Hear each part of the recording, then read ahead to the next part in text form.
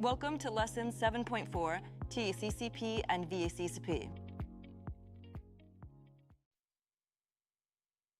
The primary objective of this lesson is to explain the principles, definitions, and objectives of TACCP and VACCP and how they differ from HACCP.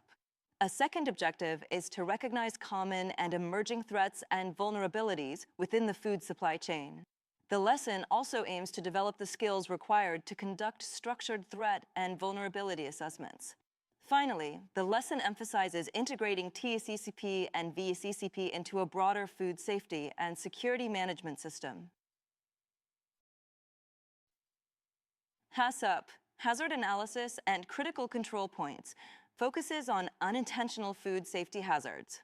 In contrast, TACCP, Threat Assessment Critical Control Points, addresses intentional contamination and food defense threats, while VACCP, Vulnerability Assessment Critical Control Points, focuses on food fraud vulnerabilities motivated primarily by economic gain.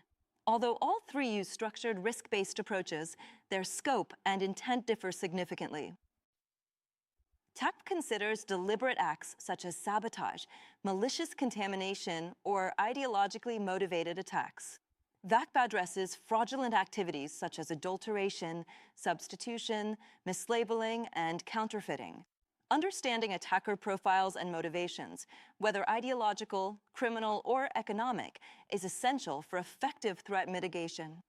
Developing the skills required to conduct structured threat and vulnerability assessments involves evaluating the likelihood and severity of identified risks, determining critical control points for fraud or intentional harm, and implementing proportionate mitigation measures.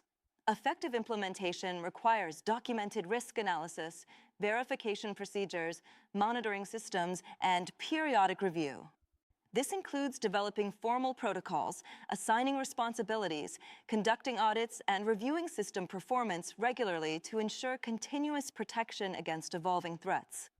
In summary, TACCP and VACCP extend traditional food safety management beyond accidental hazards to intentional threats and fraud.